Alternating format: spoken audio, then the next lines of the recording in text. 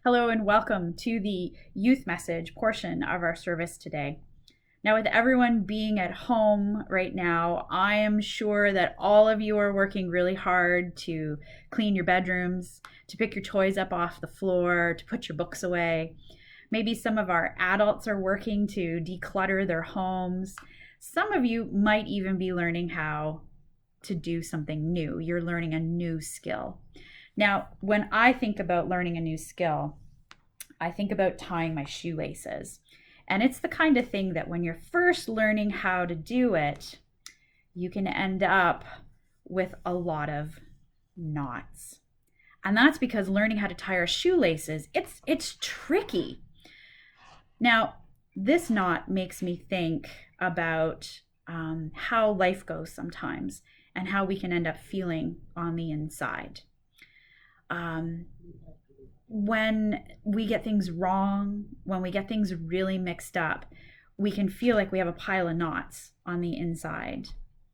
Other times we can feel worried or we can feel anxious as we wonder about our friends and our family. We wonder how they're doing right now because we haven't seen them in quite a while, face to face or in person, because we're all doing our part to stay home and to flatten the curve. So all of us may experience this moment where we feel like we've got a collection of knots on the inside. Well, today, the scripture lesson comes from John chapter 20, and we're going to read verses 19 to 31. And as we read the scripture passage, we learn it's Easter Sunday evening. And all of the disciples are locked up in a house. That sounds familiar. And they're all filled with fear. That sounds a little familiar too. But then Jesus shows up and he offers them a gift of words. And he says, "Peace be with you." And in saying that, all of their fear just disappeared. So at any time, we can offer the peace of Christ to someone else, to anyone that we meet.